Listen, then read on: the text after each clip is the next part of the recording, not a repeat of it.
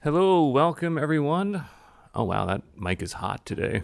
All right, I would like to welcome everyone and call this meeting to order. The Economic Development Commission special meeting for the City of Eureka, Monday, June 22nd.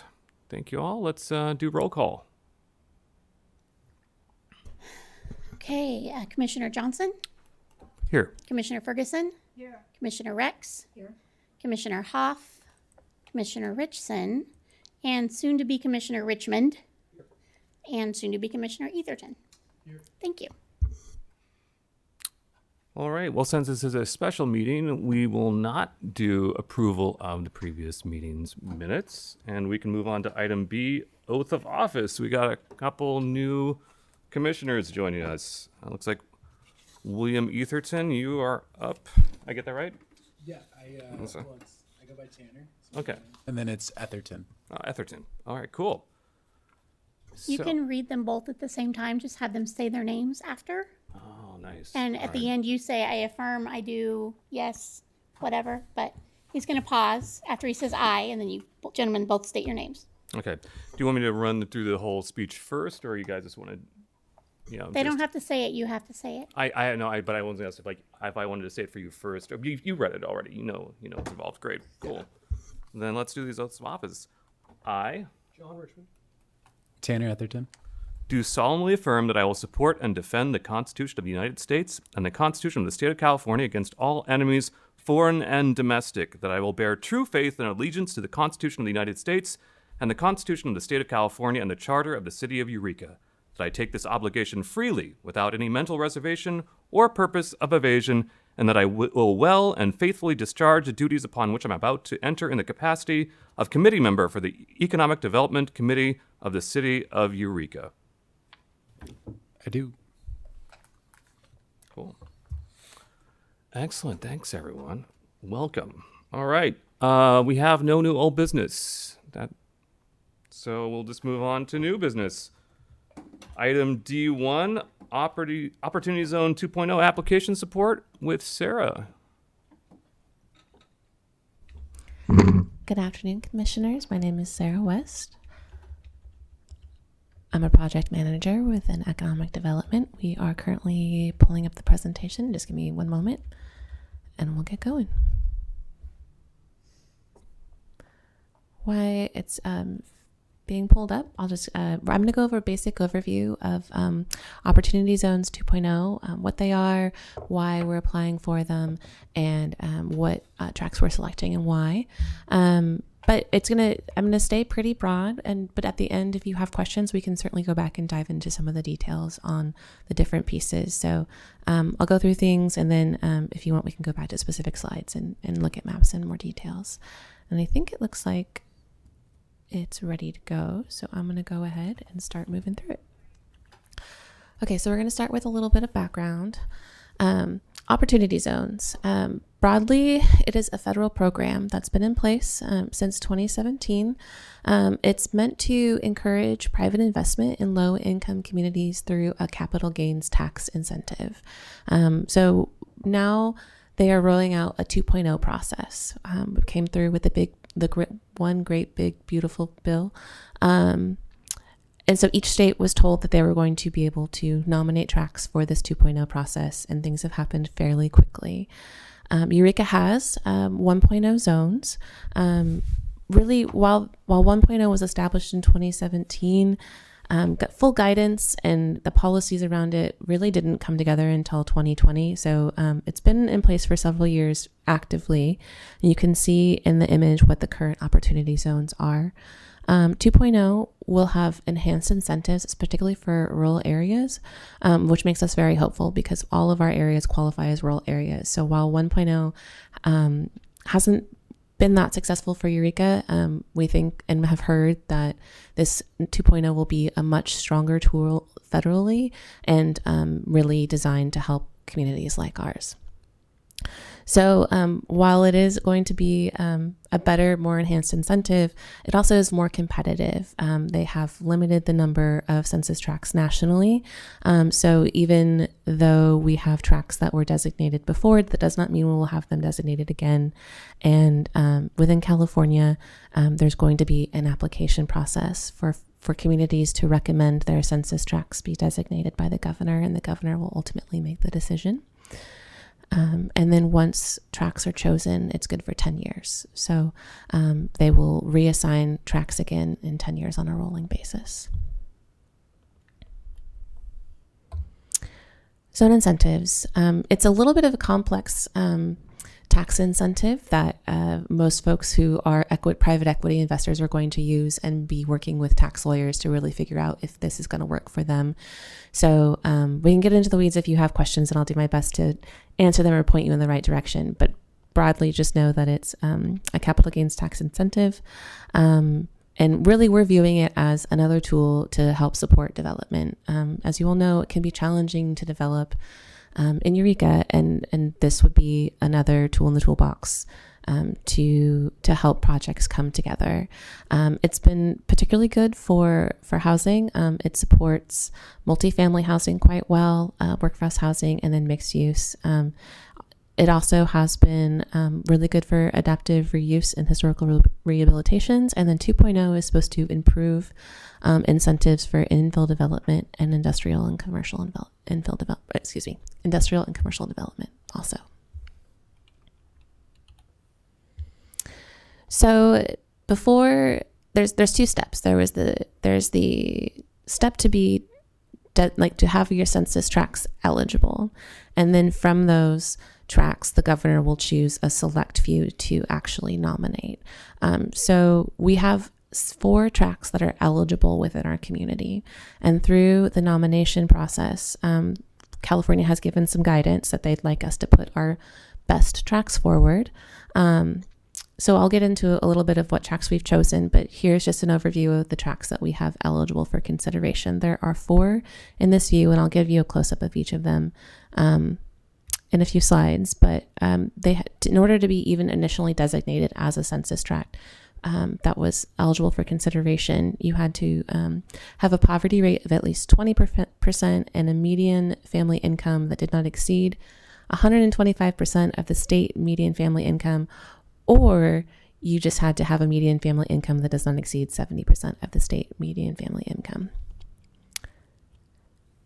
So of the 4 tracts that are eligible, we have 2 tracts, and I'm going to start calling them kind of by their shorthand. You can see the census tracts, all 4 of them are more or less the same except for the last 3 digits. So you've got 500, 100, 400, 800. So I'm going to start calling them by their last 3 digits just to kind of keep things a little bit clearer. But 500 and 100 both meet both thresholds. You don't have to meet both thresholds, but they do meet both thresholds with fairly high poverty rates and then low median family incomes compared to the state. And 500 is generally east of H Street and stretches over this way right in here. 100 is this area right in here. 400 down here is South Broadway. And so it includes all of this area. And I'll show you where the census tracts do not follow city limits. So you're going to see the city limits kind of go in and out of these census tracts. I'll show you why that's in consideration later. And then 800 is over here and is mostly Myrtletown and the county, but does include some of city limits up in here.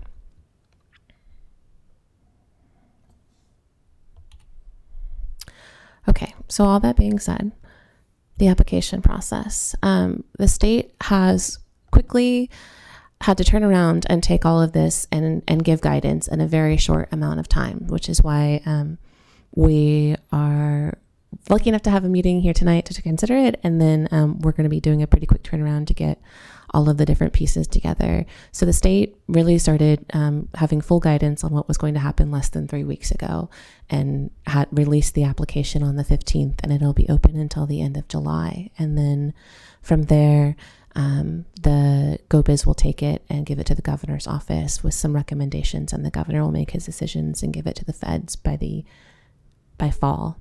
And the new designation will go into effect in January of 2027. So this is all quite quick. I mentioned earlier that it's a competitive process. So we have 4 tracts that are eligible. Statewide, there are 2,469 eligible tracts. So R4 within that 2,469. And the governor can max designate 618, which is why there is a competitive process, and local jurisdictions are really having to justify why they and prove why they think that their tract should be included in this opportunity zone designation. Some of the things that we need to demonstrate in our application: alignment with regional and statewide economic development priorities, inclusion of housing element sites within the census tract R bonus. We also have to justify why a tract is suited to the Opportunity Zone 2.0 development, and really also demonstrate community support. And then it gives an opportunity within the application to rank our preference of which tracts we'd like to be included. So we viewed that as, I think we're picking our strongest candidates, and then I would like to have candidate that is not as strong, but if they're gonna, so they may choose one, or they may choose all 4, or they may choose none, but it's nice that we get to sort of, I think, it's like say our preference within that list. So let's get into each of the census tracts and how we considered them for recommendation, why we want to include them. So generally in this map, I try to show you where each of the different census tracts sits. We're going to go into each one now. So this one right here is tract 100. This is the one that is the includes the hinge area of Eureka, which is, we call this area the hinge. As you can see, it kind of bends. And then it also includes Old Town and Downtown, the balloon track. So some areas that are vacant, a lot of industrial land, a lot of areas that have the potential for multifamily development, quite a few sites identified in the housing element that are appropriate for housing, and is also entirely within city limits. So this tract we thought was a really strong candidate. It also was one of the 2 tracts that met both thresholds, both the poverty threshold and the median household income threshold. So this one seemed like a slam dunk to definitely include, and is ranked as our number 1 choice. This is Census Tract 500. This is directly to the east of the other census tract. And so you can see the one where we were just talking about over here is on the left, and then right here is 500. And 500 is also entirely within city limits. I included the picture on the left so that you could see some of the city boundary. And you can see this is the gulch right here. That is the gulch right here. So this tract is also entirely within city limits. Also has quite a bit of property that is ripe for development.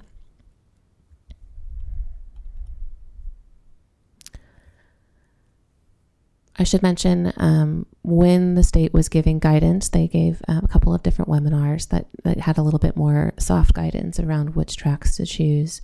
And they discussed when picking your strongest tracts, look for dense development, multifamily development, commercial and industrial areas, and stay away from single family home residential neighborhoods.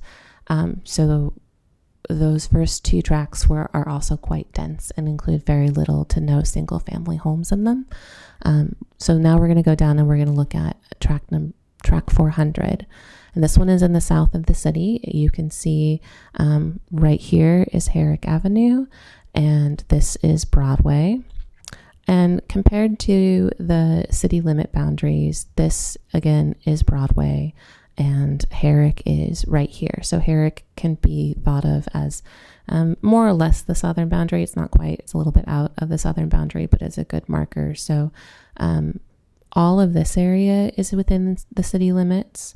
And then over here, Lunbar Hills and the golf course, this area is within the city limits. And all of this that is included within the census tract in a single family residential is not within city limits. I bring all of that up because so it not being within the city's jurisdiction, it's not a bad thing necessarily. The county has been very supportive of supporting whatever opportunity zone tracks we want to include that they would support us in.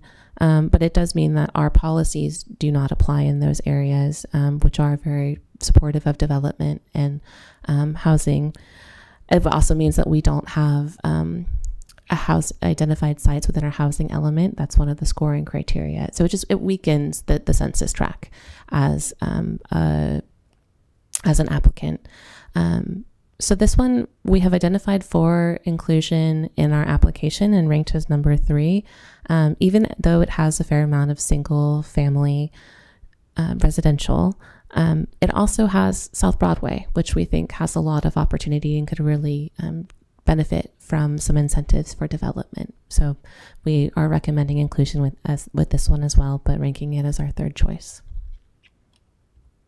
And the 4th tract that is eligible is over here.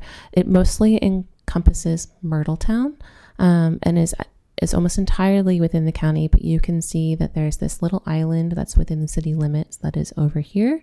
It's not an island. It's better called a peninsula. But so this area right here, Jacobs Avenue, Murrayfield, and Brainerd are all within the city limits.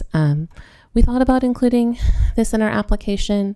When it came down to it, most of the tract is single family residential in Myrtletown, almost entirely in the county. So we don't have the benefit of our development policies or housing element, and quite a bit of the property that is within city limits that we would love to see developed further, like the Brainerd property, is within the Coastal Commission's primary jurisdiction, which just makes it one more layer of challenge for a developer. And so when picking and prioritizing, we thought it was probably best to exclude this track and really go for our stronger candidates. So all that being said, that's kind of the overview of what the opportunity zones are and what we're recommending. So in our staff report, we had recommended that you recommend to City Council to adopt a resolution of support, which the state is looking for as a part of the application process. And in addition to that, now we would like you to consider also doing a letter of support from the Commission to strengthen the application even further. So this is my suggested motion language. You can, of course, ask questions, change the motion. Happy to give you support in however you'd like to move forward. Thank you. I'll open it for discussion. Actually, quick point of order on this one. Since the commission chair is included in this motion language, but the current chair is not present, would that be replaced by acting chair or she's filled in out later? That's a good question. I think that we can reach out and assuming that she is available to sign it after this meeting, I think that she could still sign it. And you could also amend the motion to say chair or vice chair and then leave. If it's fine some with chair, wiggle I can leave room, it at that. I just didn't want to be like, hey, guess what? We signed you up for something in a motion. We voted on it. Yeah. Excellent. Well, did anyone have any discussion on this item? I have several questions. Great. Hi, Sarah. Hi. What are our chances that we win? That's a great question. It's a little hard to really to figure out. In a lot of ways, we're very competitive. We are rural. I didn't go into the distinction because it doesn't matter to us that much, but statewide, the census designated tracts are split between rural and urban. All of ours are considered rural, which has a stronger incentive tied to it. So you're assuming that if that's the case, that maybe we have a stronger application. We're rural. There aren't that many census tracts in our county that are eligible. So if you were to divide Humboldt County, like the number in Humboldt County that are eligible compared as what am I trying to say? Each county has more or less 10 census tracts. If you were to go with how many, there's 618 census tracts that are going to be nominated. There are 58 counties. That averages to around 10 per county. So Humboldt County doesn't sound like as a whole we're even going to nominate that many. That's not how things are being scored, but that's just, I think, one metric you could use to consider how competitive we are. We have really development-friendly policies. We have great alignment with our housing element. We don't have a TIF within the city, which was one of the criteria that was going to score. And we can go into what a TIF is if that's helpful. So personally, I think our chances are pretty good of getting at least one, if not all three. But it's a little bit, who's to say? We'll see how the governor goes. So you just answered 4 out of the 5 questions I had. I have one more for you, and you may not know this, but what's in it for the decision makers to give it to us? Why is that good for them if they go for Humboldt? Why is that good for them if they go for Humboldt?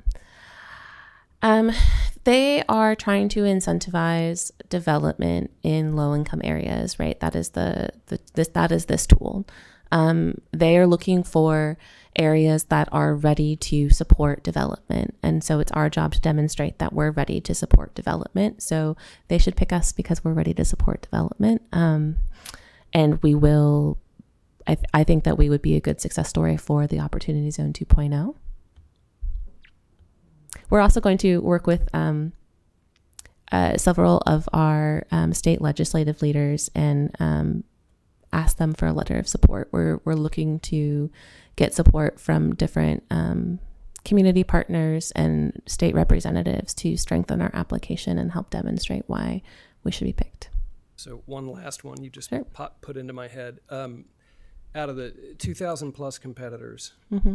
You've just given us some pretty good news. You're feeling pretty good about this. Mm-hmm. Let's play devil's advocate. How do we lose? In my opinion, we don't lose. So are you asking why is it worth the effort to apply, or what might lose us in the application process? Like what might lose it for us altogether? Forgive me, I'm completely ignorant. I'm just trying Yeah. to learn as much as I possibly can. So I want to say at the outset, in terms of it is possible that we lose. I think that this is a fairly light lift on staff's part, and is a large opportunity. So for us, it makes sense to reach high and put in that little bit of effort to potentially get this designation. More to your question, it's possible that the state decides to really focus on Southern California and a lot of the urban areas down there. There probably will be some politics at play. So it's possible that we don't have as much attention in the North State. And we also, I think one of our weaker points on our application is that we don't have a TIF in Eureka. Many people don't. That's not a common occurrence throughout the state. But the state, for some reason, is using this as an opportunity this tool as an opportunity to encourage local jurisdictions to implement tax incremental financing districts, I believe is what TIF stands for. Sir, is that something that the city of Eureka is thinking about doing? Is pairing this with a future tax increment financing district? It's an interesting question. So 2 years ago, our finance director gave a presentation specifically about EIFDs to council, and the council did not request any more action moving forward on it at that time. So it's not off the table. It has not been deeply considered. And I guess this seems like an obvious choice to support this because there doesn't really seem to be a downside. I guess, is there anything else we can do as a commission? Should we be reaching out to people? Like, who all do you need letters of support from? Like, how do we help this along besides just signing on to this letter? Oh, I love that question. I think so. We are, to be very frank with you, we're building this plane as we're flying it. This direction from the state has come down pretty quickly, and the application opened last week, so we got to finally see what actually they're asking for, and they're still releasing FAQ question answers and doing office hours. So I think we're still figuring out what pieces we need to build this into the strongest application possible. Community support, demonstrating community support, I think is what we're focusing on, in addition to filling out the application and our official actions as a body. So with that, I think if you have thoughts on organizations that would be interested in providing letters of support, let's talk. I do have some questions, and then I do have some thoughts on that. Yeah. Well, first off, I mean, you already referenced one of my own concerns / questions, which of course is that, I mean, no offense to our friends down in Southern California, but they do suck up a lot of oxygen in the room. In terms of the FAQ, as far as the process the governor's office is releasing, has there been any word so far on any kind of regional metrics in terms of regional equity, rural, urban equity, any specific discussion of that? There has been a little bit of direction provided in the FAQs. Let me see if I can pull up so that I can capture their words specifically, because they have indicated, so they have their scored metrics in the application process, but outside of that application process, other things will be considered. Let's see.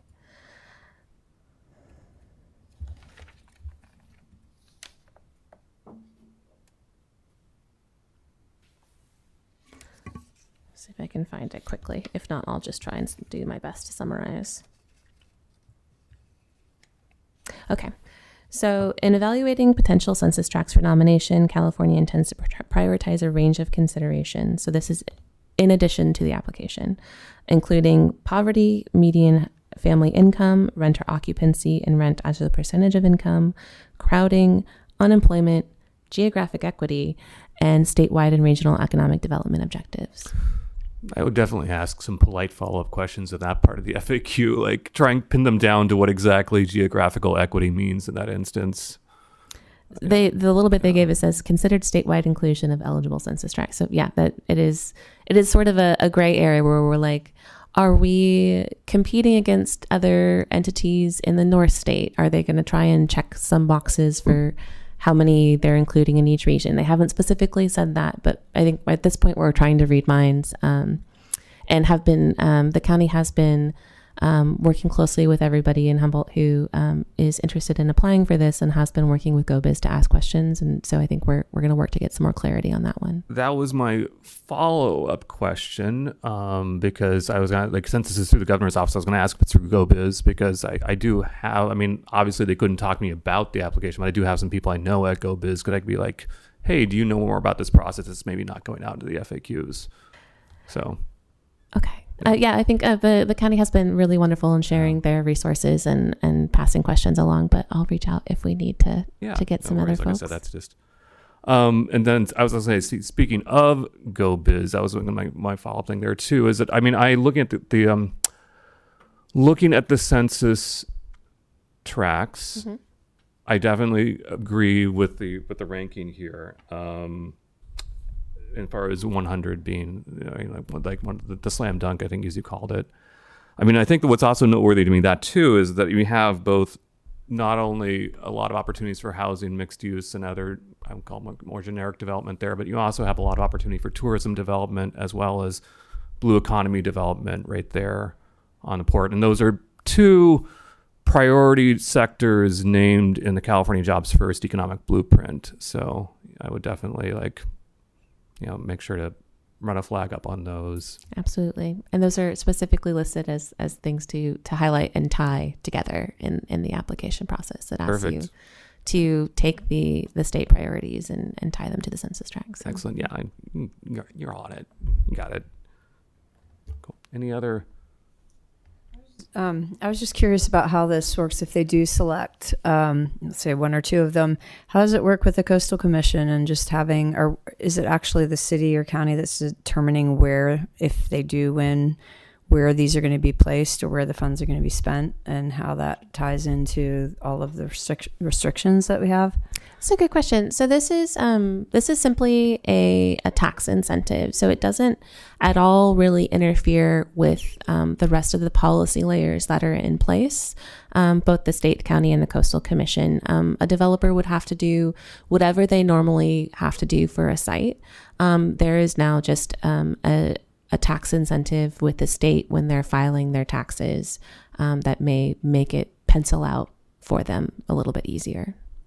Does that answer your question? Yeah. I just wasn't sure if it would be something as a, if they're determining who receives these, if that's something that could go against us because of the restrictions, because there's so much coastal. I don't think so. Once the census tract is designated as an Opportunity Zone 2.0, that means that a developer with private equity will do their due diligence. They'll come in, they'll look at a site, and if it does have some constraints on it or some additional layers of permits needed, that's really decided at the developer level. I don't think that really will play into the state. The state has made it clear within designating opportunity zones that they want the city to have strong policies to support development, like the right zoning, public-private partnerships, a housing element that identifies infill sites. Those are the policy pieces that they're interested in. I think when I was talking about the Brainerd property and being in the Coastal Commission's jurisdiction, I don't think that the state would consider that to be less competitive. I think we were looking at what we wanted to prioritize and thought really was going to come to fruition for us, and that we thought that the other Census Tract 400 probably had a better series of sites with opportunity with lower hanging fruit for developers. Yeah. Thank you. Any further discussion? All right, seeing none, we want to go to public comment.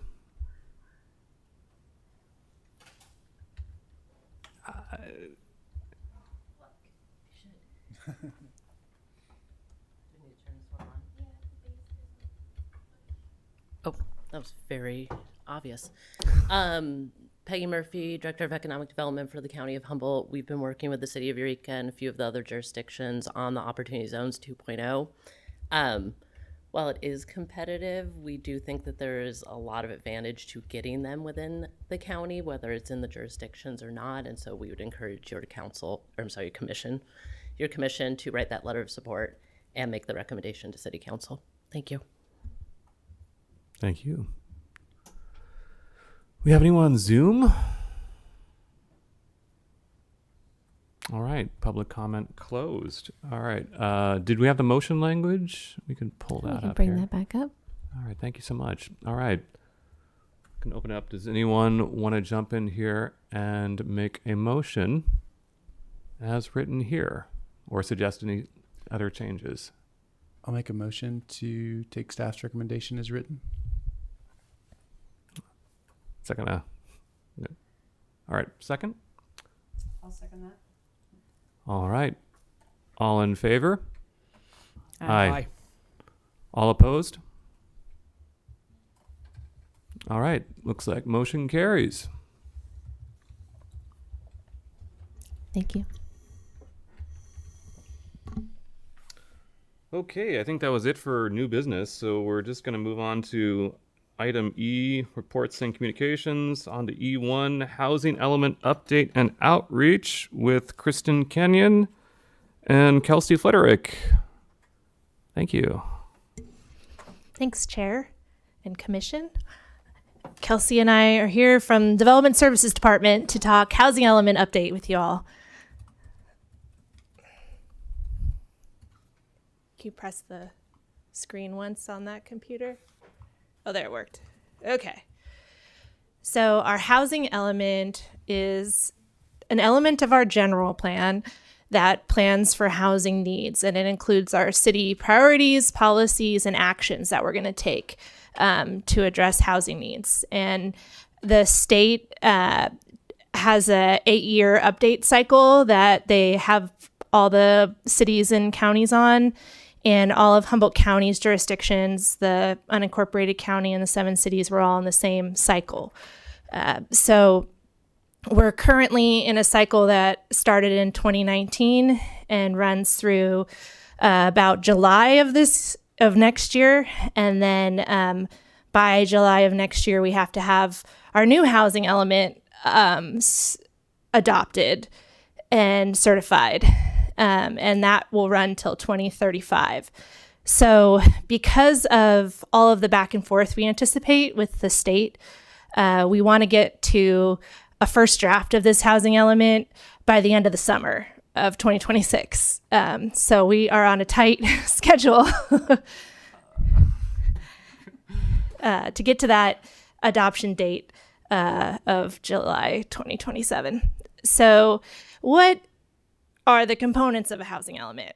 First of all, the state is looking for robust outreach and engagement in the housing element update, especially engaging with underrepresented groups or traditionally underrepresented groups. There's also a lot of analysis of need that goes into it. So we look at demographic, employment, and housing trends and conditions that affect the housing need of the community. We look at fair housing, which is about patterns of segregation and integration, disparities in access to opportunity, and disproportionate housing needs. There's analysis of governmental and non-governmental resources and constraints. And then there is an evaluation of our past performance from the previous housing element and how we did with our policies and programs.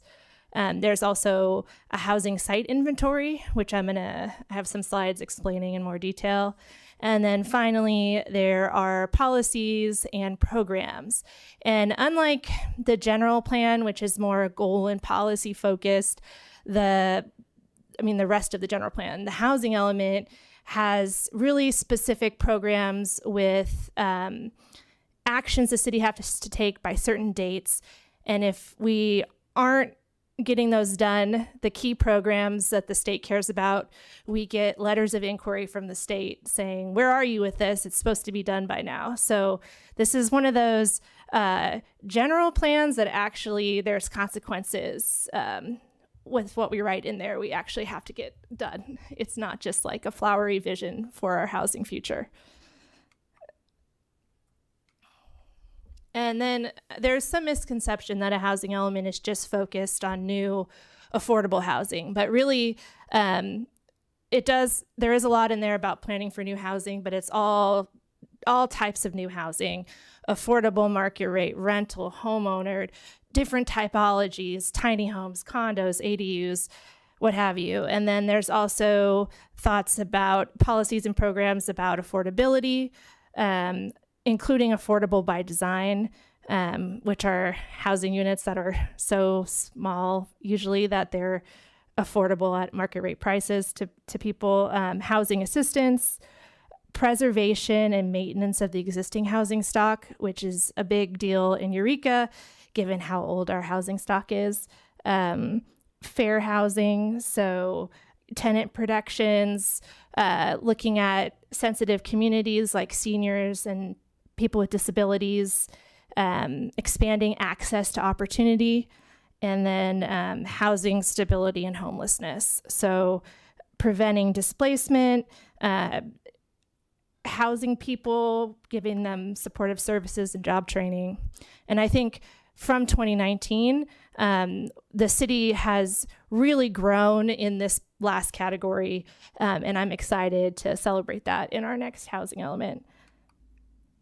So the housing element is focused on the city as what the city itself is doing. And the city, we don't own all of the property in Eureka, and we don't develop housing typically, although we did just develop Bayside Village. But so there's only, we have certain tools in our toolbox for how we can help with housing. And one of the ones that the housing elements focus on a lot, because it's a very powerful tool, is our regulatory power and how we can update our regulations, streamline our approval processes, address fees and things like that in a way that's pro-housing. And then also just like getting the word out about stuff we're already doing, and improving our customer service. And then there's another thing we can do is provide financial subsidies in a variety of ways, like we were just talking about opportunity zones. And then, a lot of it is applying for state and federal grants and loans and distributing those. We have a local housing trust fund now, so building that and using it strategically, donating, acquiring and donating city property, facilitating infrastructure improvements. Like I mentioned, we did actually just build housing, and we're trying to purchase another site to build more housing. And we now have, provide quite a few supportive services as a city. And then there's a lot of, there's some things you can do to reduce, to address issues with housing availability around vacation rentals and long-term vacancies.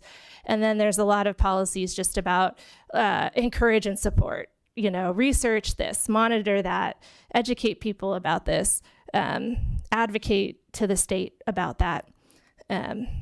Okay, moving on. So the hardest part of the housing element update is the site inventory. And basically every housing element cycle, the state, Department of Finance and Housing and Community Development, they determine the housing need for the Humboldt region. Then Humboldt County Association of Governments allocates that among the 7 cities and unincorporated county. And then the cities and county, we have to adopt a housing element planning for that allocated number of housing units. So the state's like, you as a county, you need this number of units. It's not about whether they're feasible to develop, it's that you need them. And then they say, now you make a plan that explains to us why it's feasible to develop them. So this upcoming cycle, the county received a total allocation from the state of 5,962 new housing units by 2035.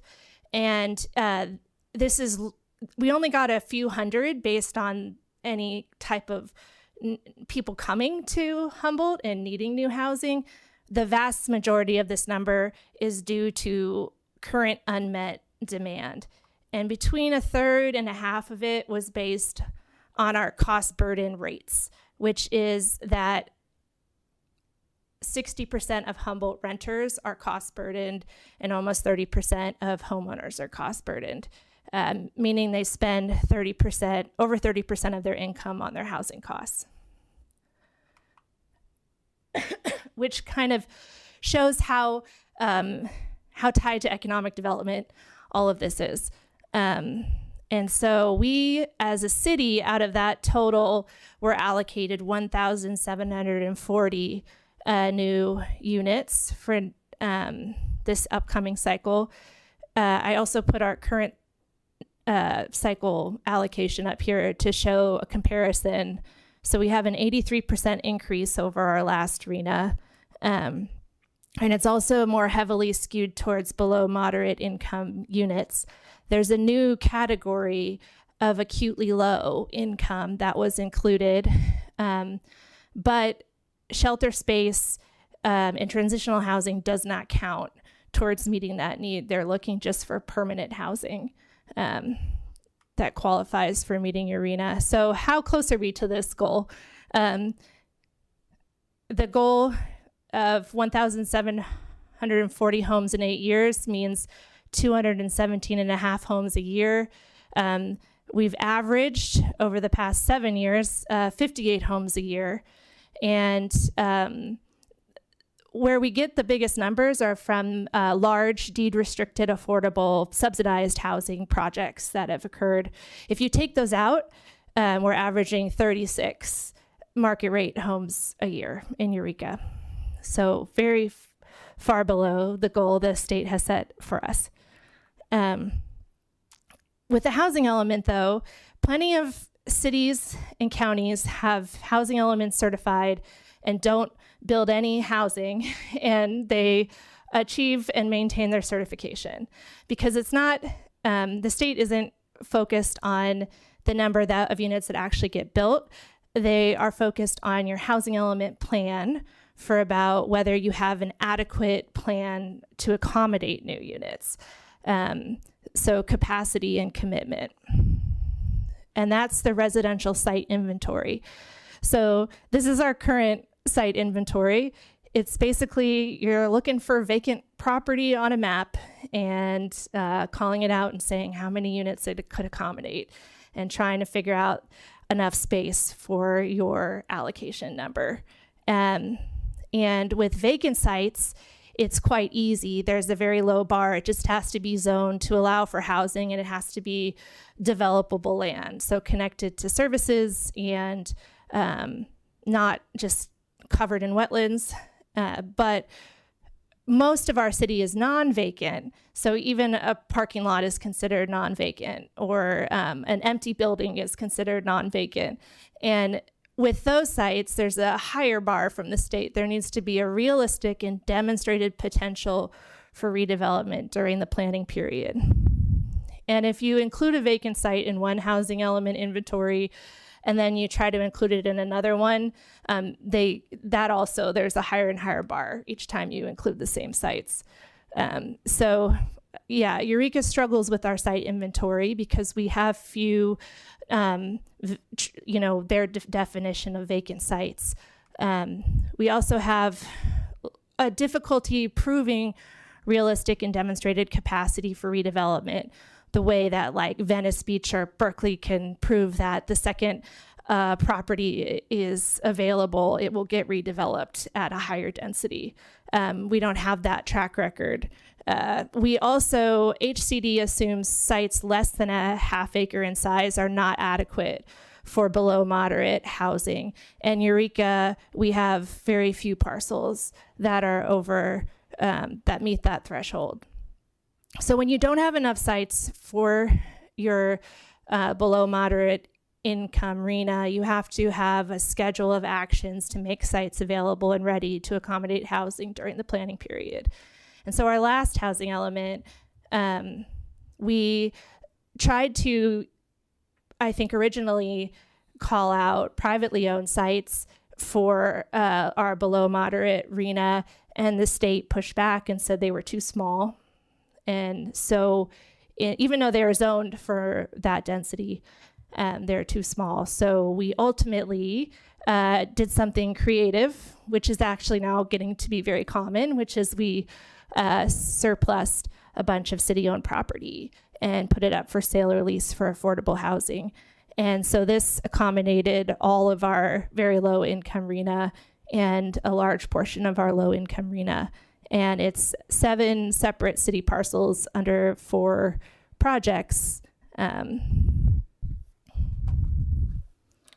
right, so I think, and that was like the biggest outcome, I think, or the most impactful program of our current housing element.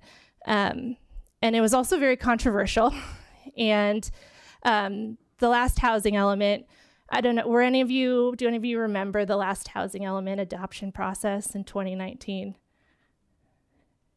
So we struggle with these big plans to get a lot of participation, but it's the most important time to participate because we're setting the rules, we're setting the programs, but it's hard for people to get involved at that stage because it's very abstract.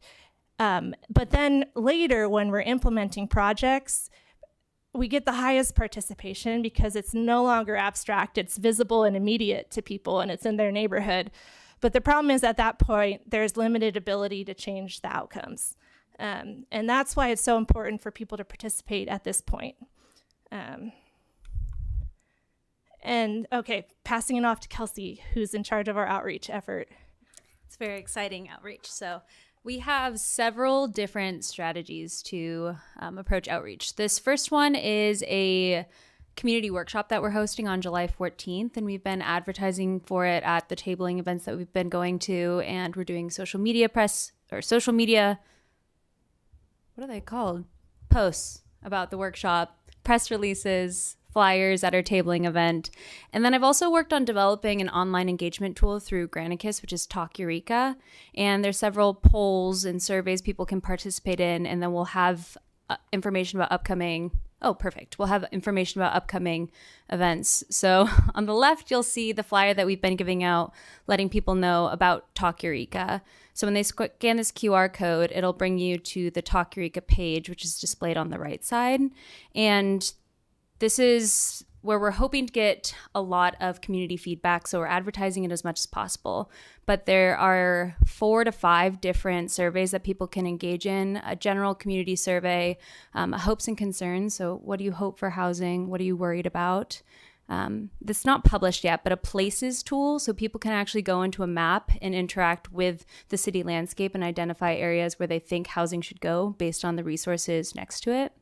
And then I have a few quick polls, which are just general census on the housing stock, and then contact information and some FAQs, so some general information about the housing element. And yeah.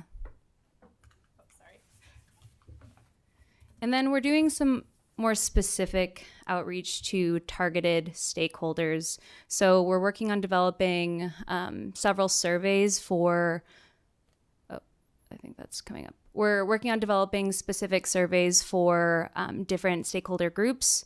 We're going to be bringing our outreach strategies to Planning Commission and City Council, and we are going to be developing a flyer to give out to individual landowners who might be interested in doing a little bit or participating in our site inventory. And yeah, we are going to continue to table at events. We'll be presenting at open meetings and doing one-on-one interviews with specific stakeholders, specifically people who are service providers for houseless people, and hosting small group workshops.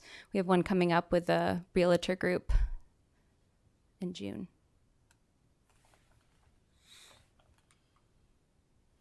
Okay, so we have some questions for you all.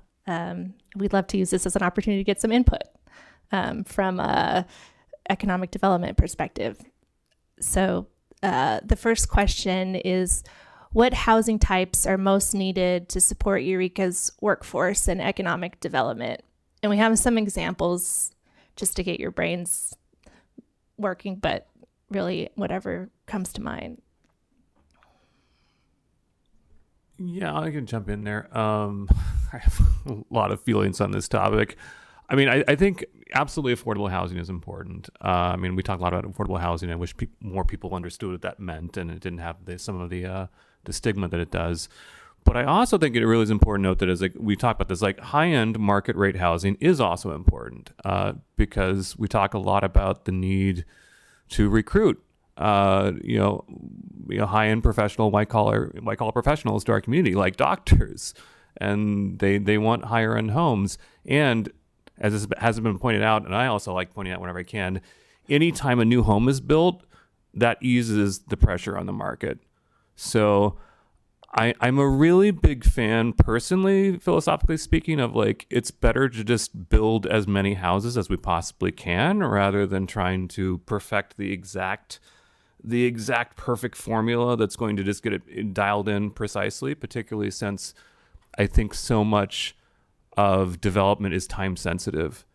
So I mean, I think that to me, like, that's a mix of affordable housing, high-end housing, live work units. I mean, particularly coming from an artist background, I'm a big fan of mixed use spaces that have, shops or, studios below and apartments above. And I think that that's something that would be particularly well suited to, say, a zone like 100 or whatnot.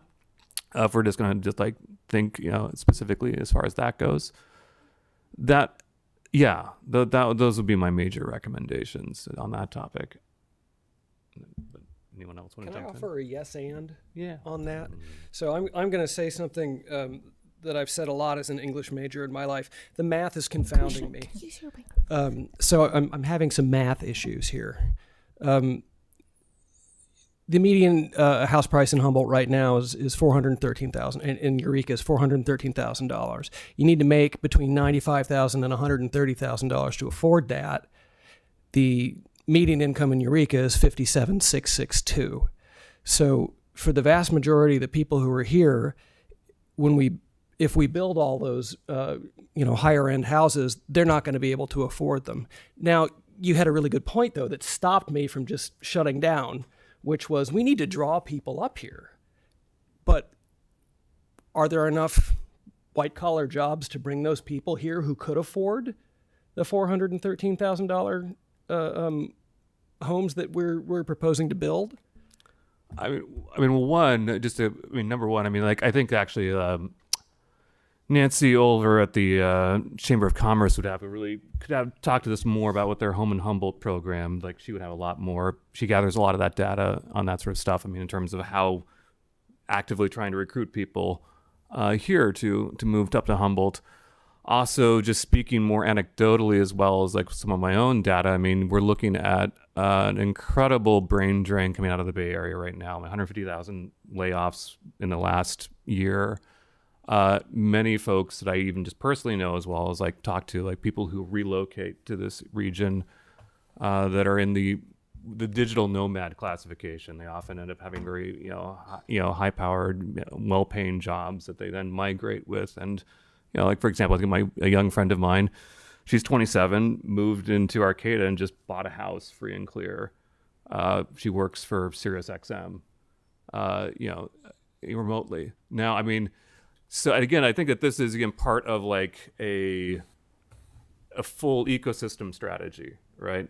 Where again, it's like, okay, we're recognizing that there is the capacity to develop in these areas. And again, I at least really stand by the theory that every time a home enters the market pressure decreases. I think that like the nuance can be greater than that. Certainly, I definitely think that's why affordable housing needs to absolutely be included as part of the element and prioritized. But it's, as you said, a yes and. It's like, okay, let's build affordable housing. Let's also not completely lose sight of the high end market rate opportunities. Let's keep every possible opportunity on the table because, as I said, like my primary objective is like, okay, how can we build as much housing as quickly as possible? Yeah, I was just going to say, as far as my input, I strongly feel the smaller, cheaper owner-occupied homes like condos and townhomes are where it needs to be. Because I also think that being having Cal Poly Humboldt, you have a lot of college graduates who leave the area because they can't afford to stay. Because like you said, there aren't that many white-collar jobs or big professional jobs unless you're in, medical field, which we don't. I think there's a dentistry program or something they have now, but I'm thinking more of people. How do we keep people in Humboldt? They leave, and a lot of times they come back 20 years later. But I feel that smaller homes, I think condos and townhomes are just hitting that point that we're missing here a lot. And I've lived in a lot of cities all over the country, and that's the primary focus is condos and townhomes, and a lot of starter homes are those. And if they just have something where they can, stay in the community for a while, then they're going to be able to then move up as they, grow their income and such. So where I'm living right now, I'm noticing a lot of the smaller homes, they go right away, as quickly as possible when they're sold. And there's a lot of the larger homes that are unaffordable and they've been sitting on the market forever. So that kind of tells me where we need to focus. Yeah. I think with affordability also, if that's, your target, then doing affordable housing is where you want to focus. I think you're going to see affordability filter down from, single family homes a lot slower, like over decades maybe. If you just start building, brand new single family homes and expect that to just depress the market right away. I don't think it will. I think it will eventually, but I don't think you're going to get as quick an effect as you will if you invest in affordable housing. So, and you are going to want to some amount of targeted effort in this plan, because you do want a strategy. For me, I feel like the housing near jobs and then housing near services is really important. And I do think that if, there is still a need for sort of that middle ground home ownership. And I think that that's another place where you can target and it'll still filter down to low income faster. And then lastly, what I noticed is this housing element is so much higher because was it the median family income? Or The cost wages? burden rate, so your income burden. versus your price of home. And so part of that too, it almost feels like there is a housing issue, but then there's also just a huge income issue that we're aware of, where it's like we're living on rural wages, but coastal cost of living. And I don't know if the plan is the place to address that, but, looking for ways to combine, this multi-use, mixed-use developments where you can have jobs and housing and targeted, things like the opportunity zone, where you can bring in some larger developments with, living wage jobs.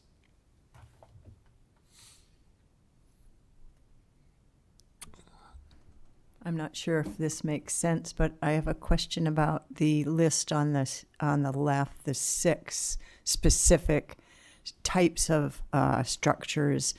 Is there a place where you can find out if there's land available for these 6 specific structures, like live work units, or is it all generic that yes, if there's place for an apartment, could you also put a condo or student housing? How strict are those parameters?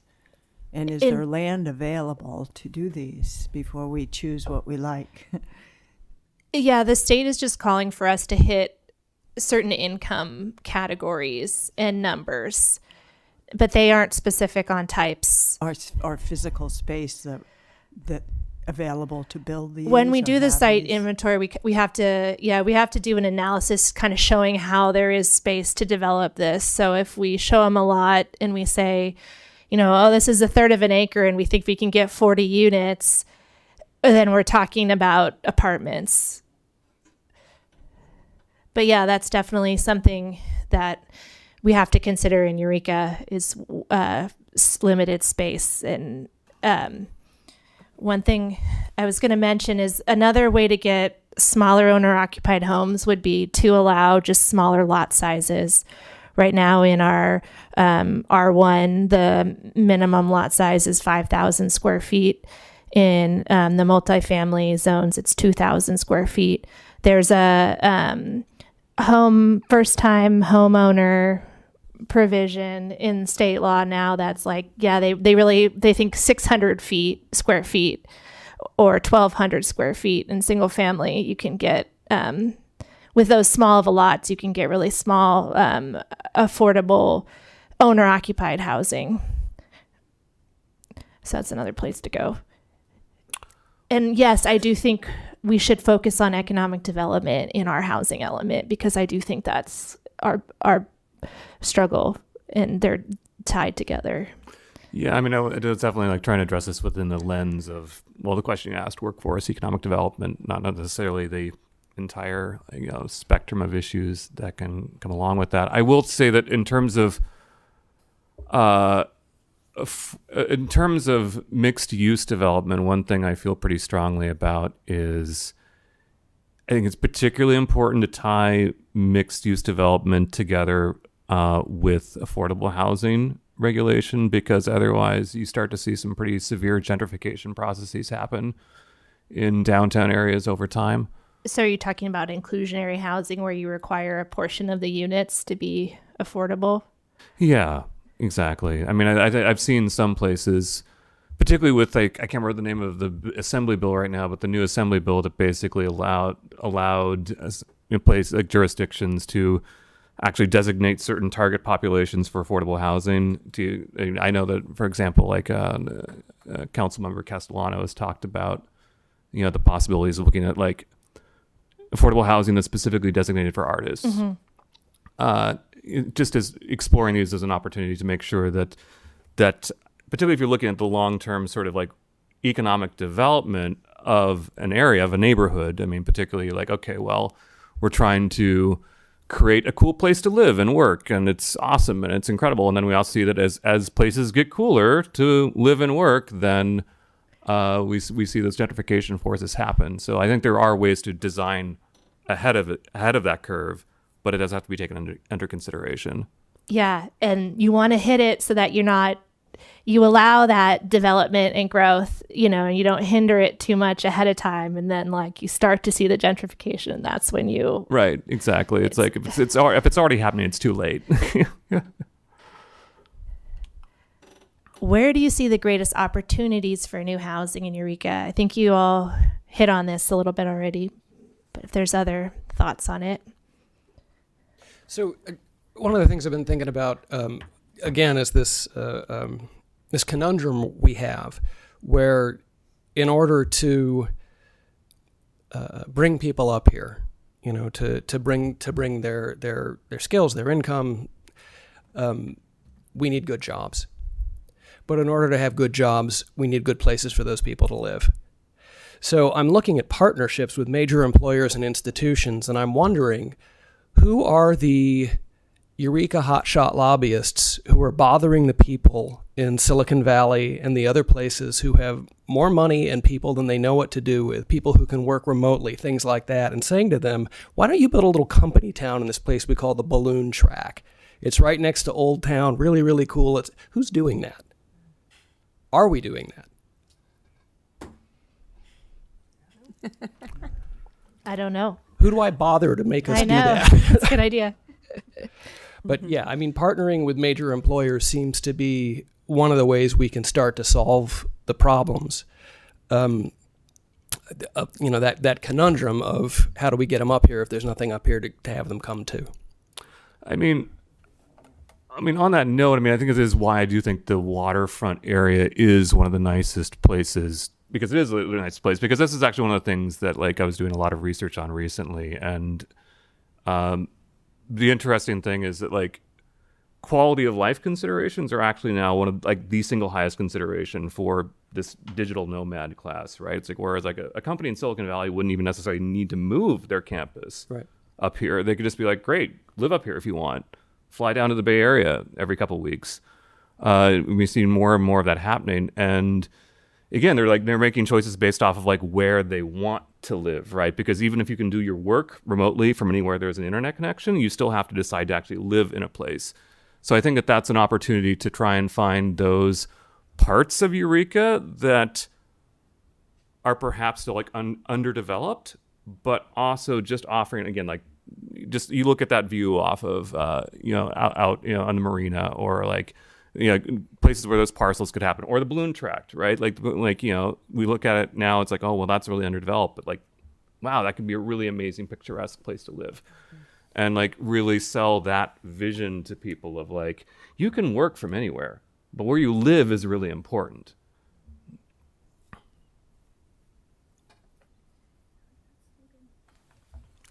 It sounds like the city-owned land worked really, really well, so I would recommend you keep doing that.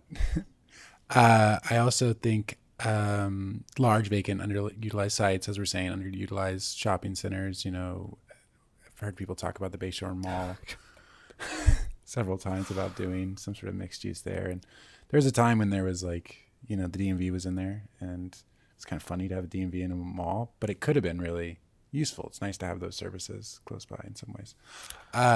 There's also, I haven't seen anything come of this locally, but there's the Faith Lands Act, which was, turning churches, vacant churches, that didn't have to go through the same process or zoning requirements or something. More easy for them to have multifamily housing developed. And I have a church like right down my street that no one's ever, that's totally vacant. And I'm not sure if it's on your vacant site list or not. So I'm just curious. We actually, Lori, Professor Richmond's planning capstone class this last year searched Eureka for church sites, and they explored that for us. And then we did have a church reach out to us that's interested in housing after they presented, so that was exciting. But we do have also vacant former churches that I definitely am going to explore for our site inventory. That's really exciting. I mean, like you mentioned the Bayshore Mall, because immediately, like as soon as I kind of saw this come up on the agenda, I was like, oh, like mixed use in the Bayshore Mall, wouldn't that be the dream? But I think it's really worth talking about, right? Because it's also like, to me, like those are exciting ideas, right? It's like, okay, another infill and another street, like that's great, and we need that. But it's like there's something really impressive and like a big dream in terms of making stuff like that happen, big projects. I mean, I'm really always impressed by the number of big projects that the city of Eureka does, and I think that that's awesome. That's incredible. There's Also- a lot of malls in other jurisdictions housing elements, Yeah. like Monterey's. Yeah. And I mean, like it would be such an amazing, and right there on the end in the entrance to town too, it'd be like, oh, look at this amazing new space of like how we've reimagined this, re-envisioned it. I think that would be a wonderful calling card for the city too. I also think, like to your question about, or your comment about churches or other underutilized or vacant spaces. I mean, I know like Swan will be like I have a lot of thoughts and feelings about the vacancy rates that happen, and it definitely I think is important to like find ways to not just the big open sites or like the big malls or whatnot, but like how properties that have been vacant for a long time and be like, okay, one, I mean, like how do we make this usable and available for people who need housing, and also like it's community revitalization at the same time, right? Because if a building's just sitting empty, I mean, like speaking of economic development, that's just community development, that's dragging the whole district down. Aren't most of those buildings that are vacant, I mean, we've talked about this in past meetings, they're privately owned and they're not living here and aren't they getting fined now for being vacant, or was that? Oh, No, not currently. no. We adopted a new vacancy ordinance that includes fines, but we're not implementing it yet because of legal concerns. But yeah. Anything else on this? Can I ask a quick side question about the outreach efforts? Sure. What are our success metrics for those? How do we know that they're working? We get a lot of feedback. So what are our success metrics for those? How do we know that they're working? Like, do we have analytics? What is the action that you're asking people to take? I mean, are they doing that action? We have all of these questions, local knowledge questionnaire that we have to fill out for the state. And all the questions are things that I want to ask experts about. And so that's why we're really focused on specific outreach groups. And so there are questions about schools and school access, and I want to ask the school district about that. So I think like there's all these different topics and all these different experts. And so my goal is for us to get multiple experts helping us on each of those topics. And then we want to get representation from underrepresented groups. And that's why we're tabling at Friday night markets and not just expecting people to show up to community meetings, because we get way more renters and people that don't show up for workshops. And we're also trying to do cool stuff at the workshops to get people there, like free food, translation. We're going to have Spanish and maybe Hmong translation. We're going to have cool raffle prizes and/or prizes, including your own city street sign is going to be a raffle prize. You can put whatever you want on it. Oh, that's so dangerous. It's not going to be, you're going to take it home with you. Yeah. Oh, We're just going to fabricate can't actually it. have it out in the streets somewhere. So we're just trying to like go above and beyond and basically win at, as Kelsey likes to say, we want to win at outreach. But I don't know, I don't know the metrics really of it other than, and just like we need ideas. And so my other goal is just to get cool program ideas and action items that I've not thought of before from people that the city can do. So if I'm hearing you right, when somebody interacts based on a tabling conversation or some of the advertising or social media posting that they see, they go to the Talk Eureka website and they do something. Yeah, they take a survey or they participate in a forum or they put a note on a map kind of thing. Right. So you've got data on how many people have done something. Yeah. And then the Talk Eureka web page helps on the back end with the analytics of that, which is really awesome. That's pretty much my question, is how many people based on the analytics are actually doing something? Right. But there's different groups and different outreach. So the outreach to property owners, the whole point of that is to help with the site inventory, because you know how I said a demonstrated and real potential for housing development? Getting a letter from a property owner saying they plan on building housing is enough evidence to the state. So if I can get letters from property owners saying I want to build 100 units on the gravel lot on C to F, and then I can add that 100 units for sure, and the state isn't going to question it as long as it's zoned for it. And our zoning is amazing. Like, we allow infinite number of housing units compared to what people want to do. So that's not the issue. The issue is getting property owners to say they're actually interested in developing housing. And that's working. No, this is our first, we just started outreach this last couple of weeks. Oh, I see. Kelsey just started with the city. We're just getting going. You guys are our guinea pig. We haven't talked to city council or planning commission yet.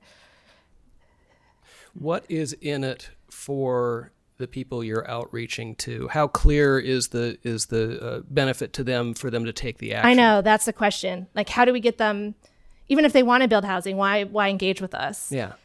One thing is that there's very clear environmental streamlining now through the housing element. If your site is in the housing element, state law now is very clear that you don't have to do any follow-up CEQA, any follow-up environmental analysis.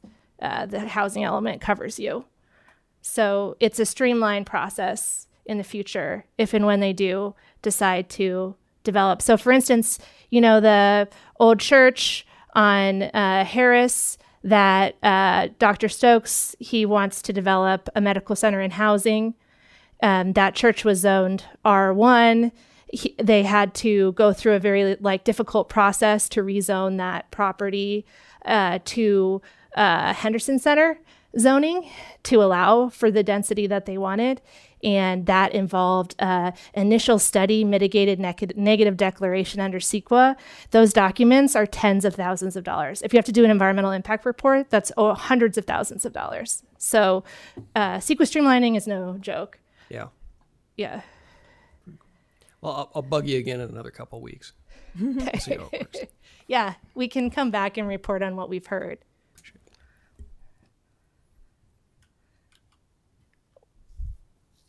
All right, I think we talked about this, but any other thoughts on biggest obstacles preventing housing from being built in Eureka?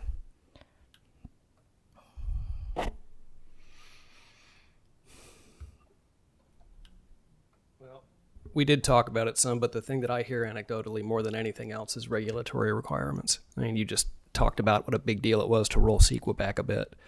It's just hard to get anything done here. So much so that most of the developers you talk to, who's the guy in McKinleyville who's been trying to get something built for 27 years? That's like the narrative here. Yeah, I mean, I agree with you. I mean, the regulatory requirements are pretty out there in California for sure. And I mean, but of course, that puts the city in a complicated position of you can try and reduce the regulatory burden that perhaps you have, but that doesn't really account for what's happening at the state level or federal level, et cetera, or with the Coastal Commission, et cetera, all that kind of stuff. I mean, so I don't know. I think that I think even more so, even more so than trying to eliminate, the word I keep coming back to actually is streamlining, right? I mean, because I think that a lot of it, back to what you're saying here, a lot of the times the struggle, right? Been waiting 27 years, right? And the thing is that, particularly as I talk to people with projects queued up, they're like, well, every year this doesn't happen, the dollar signs keep going up. So I think that really just trying to make sure, okay, how can we, at least in the city side, if not eliminate this, make this happen as quickly as possible for developers. I'd like to respond to that. So when I started at the city in 2015, I started in the planning department, and I was given 2 giant binders. They were our planning code. They were enormous. And while in the planning department, we completely rewrote those for the inland zoning code. And now the binder is this little thin binder. And you see construction happening all over Eureka. So Eureka has streamlined the regulations. And I think that's part of this commission's role, is getting the word out about that. I think that's an outdated narrative. That is an easy thing for people to say. And so part of this commission's role is cheerleading what's happening in Eureka, hopefully, or, being honest. But I just want this commission to be aware of the streamlining that's already taken place on the inland side of the city, and then that's also happening on the coastal side of the city. Yeah, so in March of this year, we removed a requirement for discretionary design review in the inland zoning code. So now we just have objective design standards.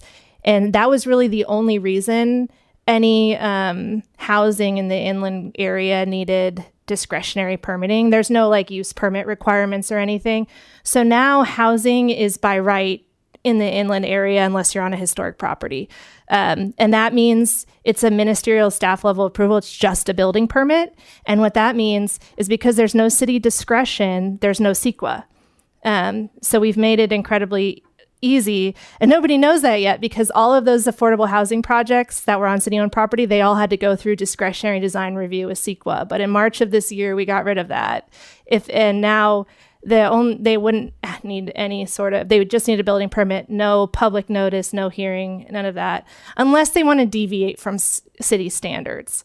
But affordable housing projects, they qualify for a density bonus to deviate from city standards, which is the ministerial process. So it's really just like if a market rate housing project wanted to deviate from city standards, would it need a discretionary permit in CEQA in the inland area? Yeah, that's great. See, I am familiar with that process. I mean, the code was the whole planning code was problematic before y'all got to it.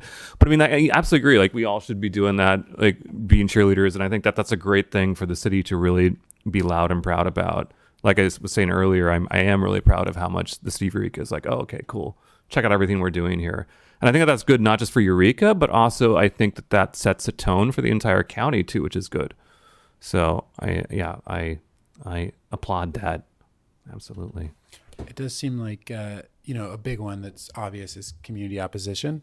And since you all have this funding to do outreach, that it's not just outreach, it's outreach and education, right? And that you all gain from doing this an opportunity to talk with landowners or developers to get the word out about, what's going on and what is available for them to, make this development happen. Then also for community members, maybe that information is does it really lower the price of your house to be near affordable housing? Does it really raise crime rate? There's these notions out there that exist that are just so outdated and out of touch that I think this could be a really good opportunity to educate. And if you are to be able to provide those tools or fact sheets or whatever, and then we would totally champion those, I would imagine. That's really smart. Parking gets raised every time I go somewhere to speak about affordable housing. That ends up being the majority of the questions are about parking. So I think, that's something we definitely need to have more outreach about.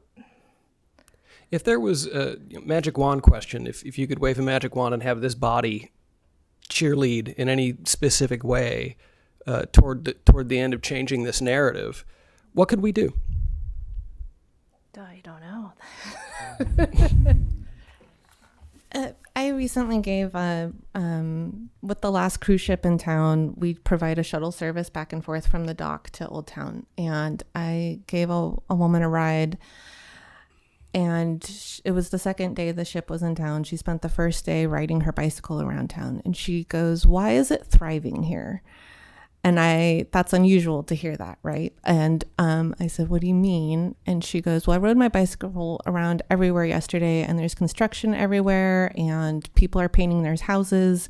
And she pointed to the Schmidt-Bauer log deck that was full, and she was like, "What's the industry?" And I said, I think it's a combination of a lot of things.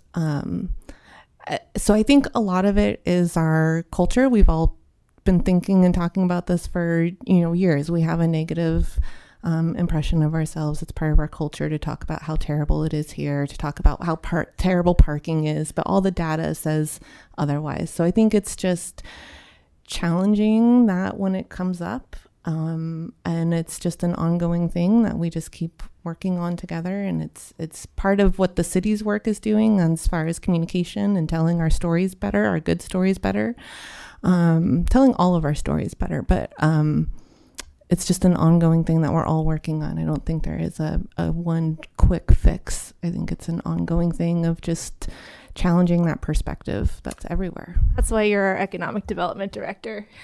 I agree with you so much, Sir Swan. I mean, one of the things I find interesting is that, like, and this actually kind of ties into one last thing I would say about like how community outreach. I would say like surveys are great and very important, but at least sometimes I find that surveys tend to trigger whatever part of our brain is that we will now want to list all of the complaints that we've saved up for so very long, and then it's just like, kind of to your point, Swan, it's like, here's all the things like that I desperately need to get out. There was a really great thing that I think it was like the Wiyot tribe was doing back, like when they were still planning their developments, where they were actively like welcoming people in, and they're like, hey, here's like a whole bunch of like, you know, monopoly. They're like little meeples of houses, and be like, where would you put housing? Oh, cool. Like it was a very interactive activity. It was like, here, don't tell us a bunch of stuff, which includes usually probably all the things you complain or hate about, but like help us actively plan. And then people are like, oh, okay, now I'm into this. Like now, like I'm engaged in creating something, because I absolutely do agree with you, Swan. Like we need to intervene with those narratives when they appear, and also, and at the same time, maybe this is just my own sort of cynical place where I'm at right now. I find if people have a narrative that they've really built up in their head, and you tell them actually that's wrong, they'll be like, nope. I refuse to believe. I'm doubling down. I'm digging in. And so I think like really trying to find, I mean, still like intervening where people are just saying things that are wrong is very important, but lifting up the positive voices, like you were saying too, like really finding those stories like that woman saying, this is so amazing here, and really lifting that up, giving people the opportunity to engage, right, with the process, and like, oh, I'm going to make something together with the city with this. To get them out of the complaining mode and into the creative mode. Yeah. There's naysayers in every community, so it's not unique to Eureka. I mean, I've lived a lot of places and it's the same everywhere. And those are typically the people that are born and raised there, and they've never gotten out of their city, and their parents are there and their siblings are there, and they complain about everything. So, you know, but the day that the world came to Eureka, I just think that's so weird. It's like the big, beautiful bill thing. I went and took a tour of Blue Ox Millworks with a group that were there because Eric and Viviana invited me, because we're working on some collaboration projects. And it was really great because there were only about 6 or 7 people there, but they were just, you know, the first thing that Eric starts off with is, you know, he's such a great orator, and he's just really knowledgeable about the history of Eureka. And everyone was so intrigued. And of course, he starts talking about the Eagle House, and then they start asking a lot of questions about that. And the one gentleman's like, so do you really like it here? Because, you know, I've lived here 12 years. And I came from the East Coast, and I said, I love it here. I like, look at all the, you know, and you just go on and on. And they're like, yeah, like, and I think that's all it is the more people that, you know, praise all the positive things, because there's always going to be negative things wherever you go. The more you're going to influence these people who are possibly thinking they're planting that seed of maybe this is where we want to come, because they were from the Bay Area. Some were from south of the Bay Area. They were all very interested in going and touring the Eagle House afterwards and going and doing this afterwards. And so I walked away from that feeling great. It was like 2.5-hour tour, and everybody was so happy. And these are very wealthy people, and they all seemed very impressed. So I think that's great. And like you said, we just need to keep doing that and not pushing down, but just, you know, reminding these people who are on social media and responding to all of the news articles that come out about all the negative things like parking and all the things they want to complain about, that we have it pretty good here. I mean, yeah, there's definitely some challenges, but we're working on it, you know? So. Yeah, agreed. I just want to do a quick time check too with the rest of the committee members, just because I know we can talk about this. I know I could talk about this forever, but Peggy Murphy from the county has been waiting patiently back there for a very long time. So. I'm done. Thank you. Thank you for your input. I just wanted to reflag.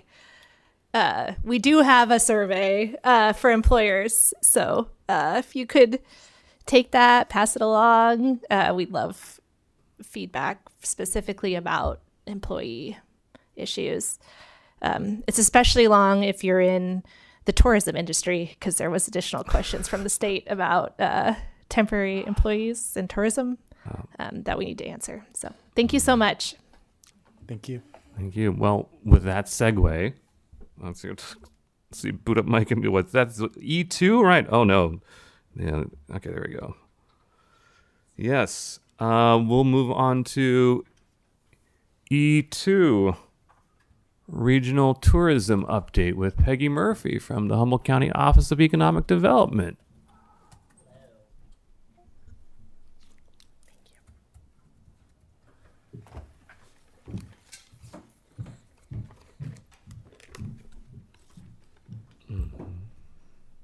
Good evening. I'm not necessarily here to talk about regional tourism so much as what the County of Humboldt itself is doing. There, of course, is a regional tie to it. And as Swan gets my presentation up, I'm just going to do a little background on what I'm here to talk about today, which is the 5-year travel and tourism marketing strategy that the county just came out with. So the history on this, of course, is that the Humboldt County Visitors Bureau had done most of the DMO, the destination marketing organization work for the county for many years.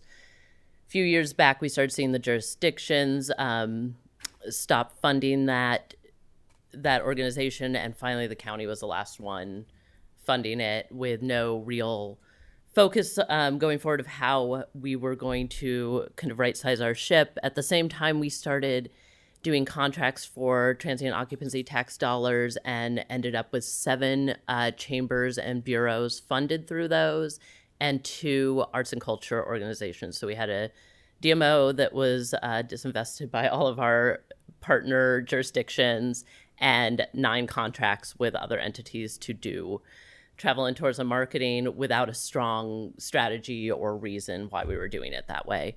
So in June of 2024, it was determined that the county would no longer fund the Humboldt County Visitors Bureau. That gave them 6 months to kind of wrap up operations. And our office was tasked with going to RFP, request for proposals, for a entity to come in and do a marketing asset inventory and a strategic analysis, and then provide a marketing strategy. So in December of 2024, we opened that RFP up. We received 6 applications or proposals. Of that, we picked J-Ray, PR, and ads. The Board of Supervisors accepted that recommendation for J-Ray in the beginning of 2025. We then worked with them over the course of the year, and in April of 2026 brought forward the 5-year strategy, as well as the analysis that backed it, and a very, very big Excel that is a inventory of all marketing assets locally. So with that, on April 28th, 2026, we brought forward the countywide travel and tourism marketing strategy overview. Or strategy, is there a clicker I can use, or should I just look at you each time? It should click through still. For some reason, yeah. Yeah. Oh, if I can do it, okay. So really what we focused on in this analysis timeframe was coordination, stewardship, and impact, and we wanted that to come through in the strategy. The other reason for going forward with this is we were hearing even from the partners we were funding that it was not cohesive. There was no, cohesive strategy or rhyme or reason really behind what we were doing. And so we wanted to make sure as we were going through this that we were going to address those concerns. So the goal was to create a comprehensive tourism strategy and a plan that supports all of Humboldt County and outlines a way forward for ongoing, consistent, coordinated tourism marketing. So you know, I'm sure that you all have heard how important travel and tourism is to our region. Calder knows very well and can tell you all about it and fill in the gaps where I miss things. But for Humboldt County itself, we do see $508 million in annual visitor spending, and more than 5,800 jobs are supported locally in the travel and tourism, hospitality industries. So we wanted to use that to strengthen that, to talk about how we get people to stay here longer, get people to come back for return visits.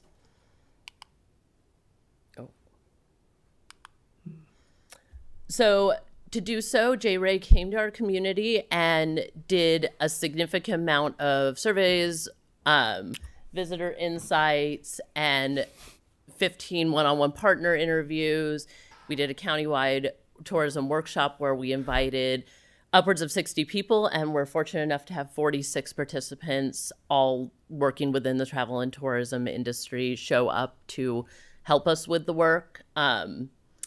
We also formed a tourism advisory committee. This was 12 folks that work in tourism locally to help kind of do a feedback loop on everything we were doing. So as we went through things, as we got drafts, as we worked on gathering input, the tourism advisory committee helped with the movement forward. We then came back with a full marketing and asset audit, and some benchmarking research was used in that as well. So again, repeating what I said in the beginning, what we had heard is there was a need for a cohesive Humboldt story and a desire for a transparent strategy-based funding thought process. Strong support for regional collaboration was also something we heard regularly. So again, we went from disconnected efforts to a unified countywide strategy. We are leaving our legacy funding behind and going towards a more transparent performance-based funding metric. There was really little accountability within our contracts. We couldn't really see what one person was doing versus the other, so there will be much clearer oversight and reporting. We were only funding for marketing and marketing purposes only, and one of the things the strategy really calls out is sometimes places are not yet ready to be marketed for travel and tourism, so there's a readiness component in this. Which is where the destination stewardship model comes in. It will speak to sometimes seeing infrastructure improvements over marketing an area, because what we're really looking to do is get people to enjoy their stay enough they come back again, or they extend their stays longer. And if we are marketing an area that's not visitor ready and they're coming there, I think we all realize what happens out of that. And so trying to kind of shift the tide on how we're thinking about marketing for tourism. And then in the past, the funding went out, again, no major rhyme or reason behind it, and so it caused competing regions. We're hoping that through the work we're going to be doing over the next year, that we're going to be more aligned on the regions and how the funding goes out. Part of this is putting in a new governance model. So what you see on the right is kind of a little flowchart of how we are hoping this will work, with the Board of Supervisors, of course, as approval and adoption authority, Economic Development Department as oversight, and then a Tourism Advisory Board that will be a Brown Act body made of community members working in different industries or representing the regions that we've identified. And then we will have a destination stewardship organization that we will be going out to RFP for. That will act as that marketing agency, but also working on a lot of the core messaging and the readiness parts as well. All right, so one of the big outcomes of the work that was done was that we have taken our tourism regions outside of the political boundaries. In the past, it has been very politically aligned to our Board of Supervisors districts. One of the things we did during that workshop, where we had 46 participants, is that we separated people into 8 tables. Everyone had the same map of Humboldt without these numbers on it, and they were all asked to identify tourism regions by like types, like assets. If you went to a region, you were going for a thing. And when everyone sat down, they had all selected the same regions, and all had honestly kind of scary similar names for all the same regions. And so we ended up with the northern Redwood Coast, the eastern Humboldt Rivers, the central Humboldt Bay Area, the Heritage and Agritourism Area in 4, and then the Southern Humboldt Giants and the Lost Coast region. So the reason the regions matter is because we can now do clear place-based storytelling, build itineraries, not just talk about destinations. So when we talk about people wanting to come out for, river rafting trips, we can help build entire itineraries around that, not just trying to get them to Willow Creek. The hope here is to increase the length of stay and the amount of spending and create a more equitable strategic funding framework. So we will be going through in the next year, figuring out how we're going to redo this funding. It will be guided by the Tourism Advisory Board, and they will be looking at how to identify how to do funding based on those strategic priorities, the readiness component we talked about, and a measurable impact piece. The strategy outlines a lot of this, but we will be going through it with the Tourism Advisory Board to make sure we aren't missing parts. We're thoughtfully thinking about this as it represents our different communities. All right, so then comes the funding question. This is what most people actually really want to know. We currently spend about $1.2 million in transient occupancy tax dollars and Measure J dollars towards travel and tourism marketing. We are not necessarily saying there's an increase in it with this. However, we will be looking at what's available in the coming years and then coming back with a similar breakdown of the recommended allocations to the Board of Supervisors. We will be doing this in partnership with the Tourism Advisory Board, so they will be making recommendations on what those funding allocations should look like in the end. And they will, and you do see that we have about 50% of money will go to a DSO, to Destination Stewardship Organization, and then 20 to 25% for the tourism region funding. This we're calling replacement of gateway funding. We refer to our 9 contracts currently as gateways. And so that will be replaced with this 6 tourism region funding. And then we have a strategic initiatives fund as well, which is really more about events and things like that.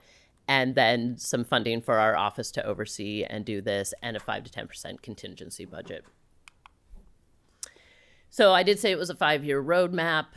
We are now in year 1, which is a transition period and a setup period. So we provided 1 more year of sustained funding for our 9 contracted partners so that they did not just have the rug pulled out from under them, but with the expectations things will be changing by this time next year when we go back into county budget cycle. So to do so, we are currently in the process of establishing the Tourism Advisory Board. We are using the Tourism Advisory Committee to inform that, as well as the marketing strategy. We have created draft bylaws, and we'll be taking hopefully a final version to the Board of Supervisors next month, along with a resolution to create the Tourism Advisory Board, after which we will be publicly opening applications for the board seats and looking to constitute that Tourism Advisory Board. After which point we will hopefully be able to open the request for proposals for the Destination Stewardship Organization, with the Tourism Advisory Board reviewing the received proposals. Similarly, that Tourism Advisory Board is going to go right into figuring out how they're going to spend that funding. And we will be doing the readiness assessments alongside to ensure that they have that while they determine how they're going to allocate funding. Year 2 will hopefully have the DSO fully in place and be introducing that new funding model, along with launching countywide marketing campaigns. Year 3, a focus on expanding shoulder season campaigns, building regional itineraries and experiences, strengthening data and reporting dashboards. Year 4, focusing on signature events and product development and increased regional collaboration. And then year 5 will hopefully be in a relatively mature system that's focused on data-driven decisions, stable funding models, and coordinated countywide impact. So this plan is intended not to disrupt our current system. We have gone many years with how it is. It was intended to make a system change that was respectful and thoughtful, and again, didn't pull the rug out from anyone. So it does include the 1-year kind of transitionary ramp-up period. Maintains regional representation, honors existing partnerships, and aligns our promotion with readiness and our community assets. So next will be getting the Tourism Advisory Board in place and running an RFP for the Destination Stewardship Organization to hopefully be selected and start working on this by this time next year. And that's basically it. Any questions? Thank you, Peggy. I just want to say personally, I just want to know that, like, I mean, thanks to J-Ray, of course, for the report, but I also just personally know how much time and effort you and your staff put into the report, and just, thank you for that. You're preaching to this particular choir right here, but I'm very, very excited about this strategy report, and everyone I talk to is very excited about it.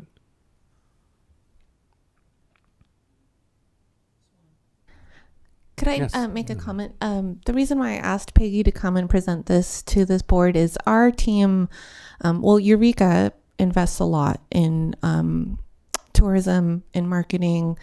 We operate the Visit California Welcome Center. We have a marketing budget and a marketing consultant. So just the operation of the visitor center and our marketing budget is $250,000, not including staff time. So Eureka is actively investing in tourism and has been for years. And we've been doing our own thing. And we'd really like to not do our own thing. We want to be regional. We want to participate regionally.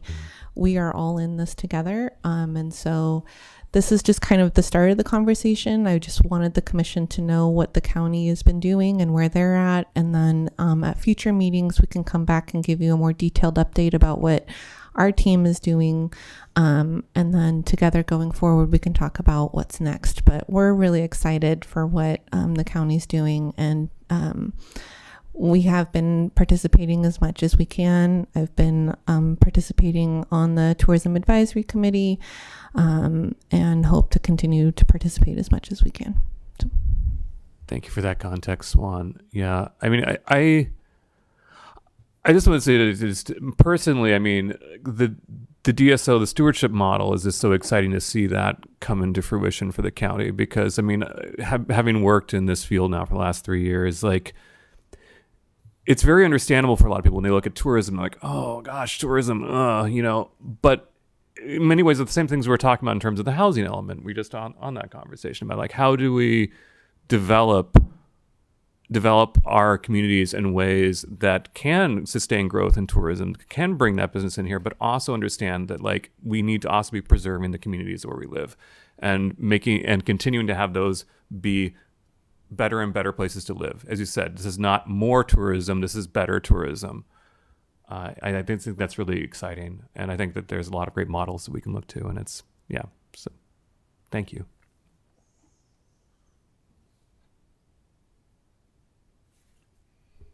Can I just pile on to the appreciation for that beautiful report, and especially just the focus and the sharpening of vision. It gave me the warm fuzzies to see that. And I didn't have a ton of questions because that was a very well put together presentation, but I do have a couple. How was the marketing and asset audit conducted?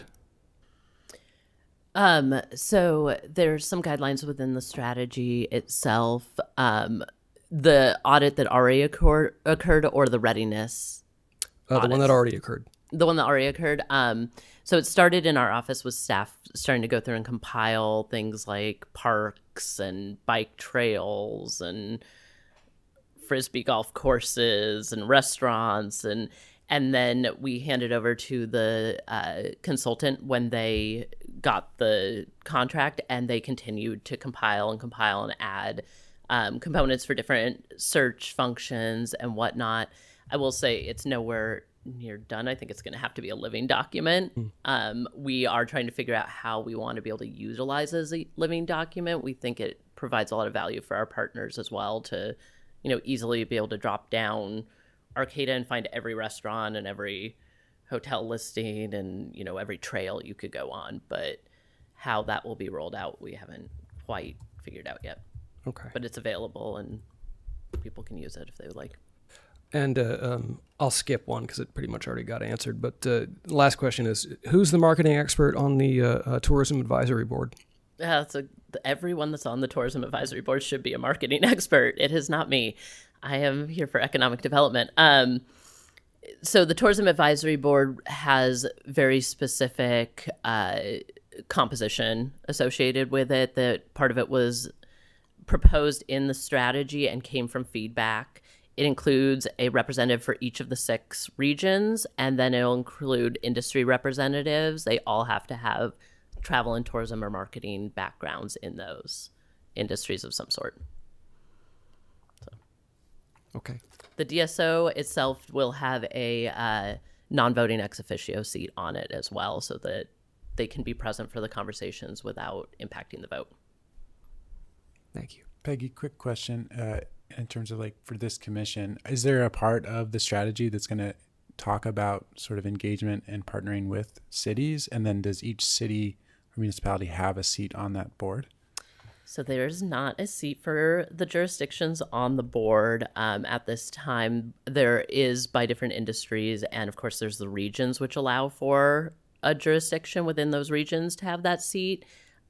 Because of course we're really focused on the unincorporated county. We are very interested in that piece. However, the strategy itself does speak to the DSO working with all of the jurisdictions to create collaborative messaging. So we're really leaning into the DSO's work to create that collaborative unified messaging, and they're expected to be a destination steward in such a capacity that they're working with our jurisdictions.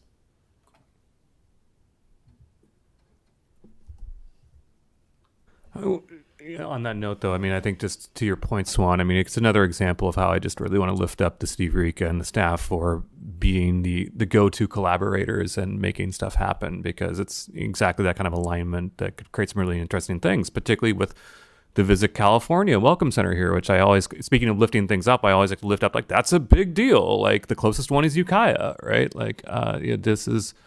that really was a big part of putting Eureka tourism on the map and, bringing people not just into Eureka, but into the county.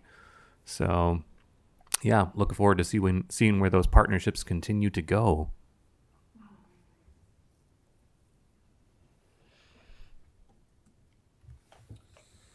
If there are no further questions, we could let you go. Thank you for being here with us. Yeah. Thank you. Thanks, Peggy. And we could move on to we can zero in on our last update for the evening, E3 4th of July Festival with Swan. Speaking of cool events. So our team, led by Amanda Kreschke, our Economic Development Coordinator and Executive Director of Eureka Main Street, organizes the Eureka 4th of July Festival every year. And this year, I just wanted the commission to be aware of it. It's not only the nation's 250th anniversary, but it's Eureka's 170th anniversary. So it's a special occasion for our city. The festival will be from 10 to 5 in Old Town, and this year we are doing an opening ceremony at Clark Plaza. There's going to be the Humboldt Bay Fire Honor Guard. The Coast Guard is going to be flying over. There's going to be a national anthem. And we're doing a whole touch truck area in front of Clark Plaza between 2nd and 3rd on E Street. So the police department will have a vehicle. The fire department will have their ladder truck. Public Works will have a big new truck. The Coast Guard is bringing a boat. So that's a new addition this year. Game On is going to have a kids zone. We have over how many vendors? 130? Over 100 vendors this year. So it's just sharing about what's happening. We also are going to have a DJ down at Madaket Plaza. DJ Rad will have music from 5 to 10, so that as families are waiting for the fireworks to start, there'll be a little dance party happening. So last year we had over 22,000 people come for the festival. So we are preparing for more than that this year. So it's just wanted you all to have that on your radar and know that that's something that this team is putting on, and hope to see you there.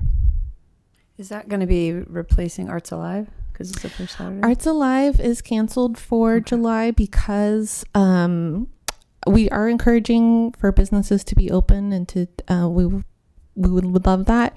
We don't want to have the road closures because you have so many people coming for the fireworks that then you get into issues with pedestrians almost getting hit. So we want to reopen the roads and have those be safe for people to come and go. And it's a lot as it is for staff, like for the police department, as far as managing throughout the day and then going into the activities at night. It's part of why we have the DJ happening, is to kind of replace some inappropriate activity with appropriate activity, to kind of try to change behavior. So no alcohol, no smoking, no dogs, no outside fireworks. We really want this to be a family-friendly event. So. Thank you. Rad. Although there's no other comments on 4th of July Festival, we'll go to item F, oral communications.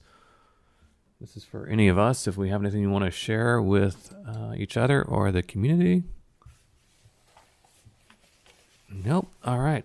I have one thing. On Wednesday, there is going to be an offshore wind heavy lift marine terminal meeting in Arcata. I just wanted you all to be aware of it. I have flyers there for you. I have flyers up here for you. If you are curious about offshore wind, that is a good place to go and hear kind of a 2-hour update of all that's happening, because a lot is happening. So I think it'd be worthwhile for people to attend if they can, or we'll follow up if they offer a Zoom after the meeting. Sweet. Thank you. Yeah. Do we have any public comment or anyone on Zoom? Nope. Rad. Okay, cool. Well, with that, then at 5:57, I call this meeting adjourned. Just